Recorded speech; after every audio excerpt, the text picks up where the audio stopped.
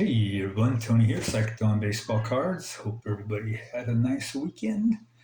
Um, I did. It was a lot cooler today, this weekend, I should say, than it has been the last few weeks.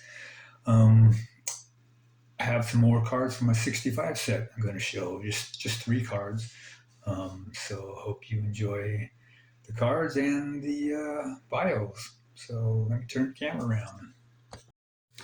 Okay, first up, we have Dwight Sieber. Dwight played 5 seasons from 1963 through 67, all with Minnesota Twins. In 65, he started one game and appeared in relief in 6 games. He had a 4.20 ERA, 15 strikeouts in 15 innings pitched that year. He was a hard-throwing right-handed pitcher and spent the first 3 years in the Phillies farm system.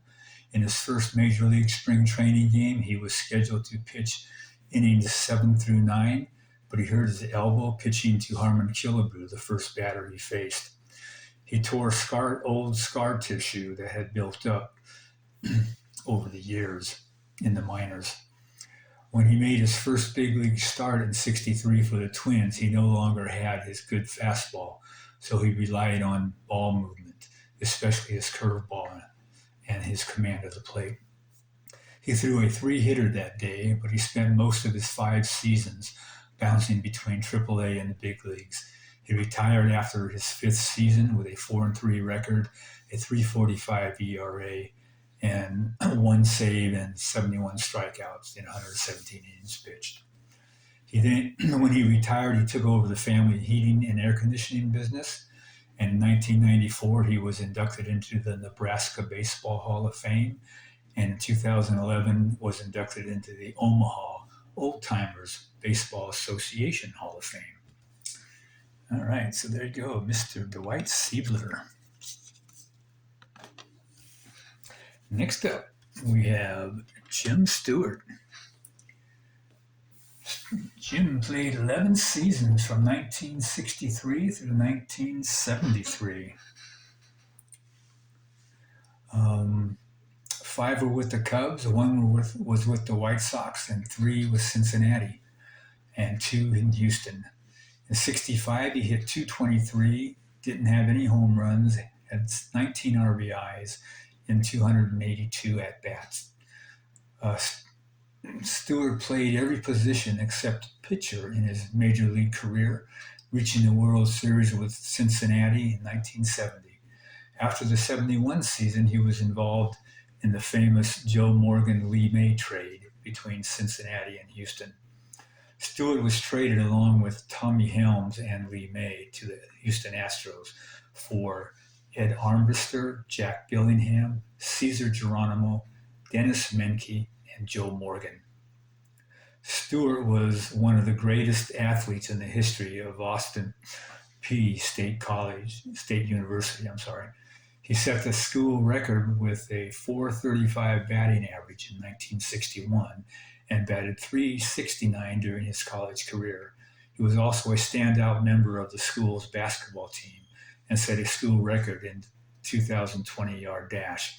He was named the school's best athlete in 1961 and was inducted into its Hall of Fame in 1979.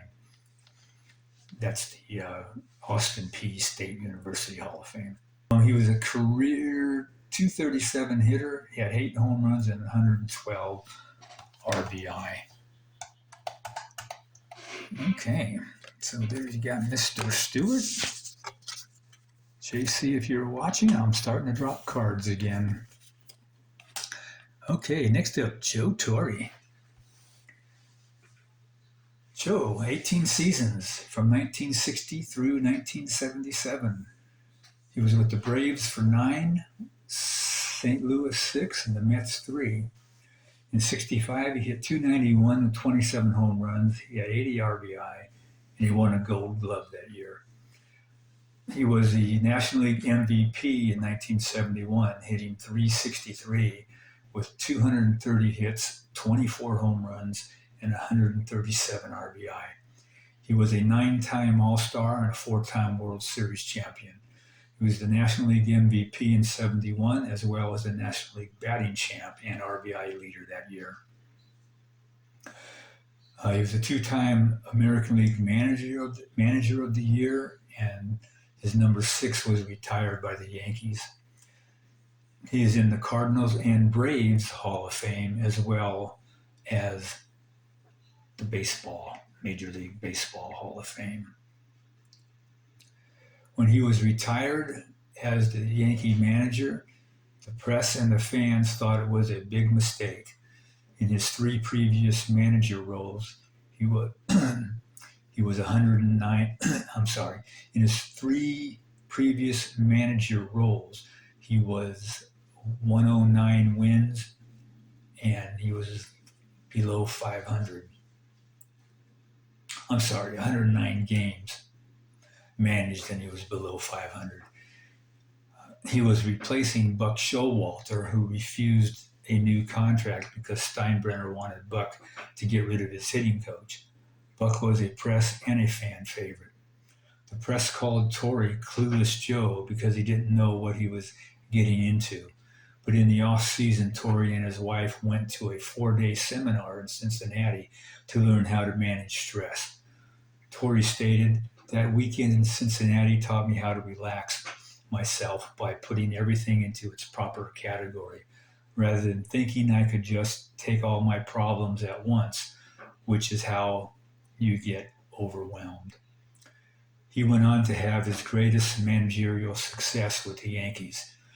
They made the playoffs in each of his 12 seasons, and he became a fan favorite. After the Yankees' first World Series win since 1981, in '95, beating the Braves, Steinbrenner tore up Joe's contract and rewarded him with a more lucrative and longer one. He was a career 2,326 wins and 1,997 wins and a .358 winning percentage as a manager. He was a career .297 hitter with 2,342 hits, 252 home runs, 1,185 RBI, and a WAR of 57.9. All right, so there you have it. Joe Torre, awesome career, and now works for the commissioner's office. Behind the cards is 2012 Bowman Chrome Prospect Gold Refractor Auto. Drury is currently playing, I believe, with San Diego. So he's doing all right. So hope everybody enjoyed the video, and hope everybody has a great day and a fantastic week. So until next time, everybody take care. Bye-bye.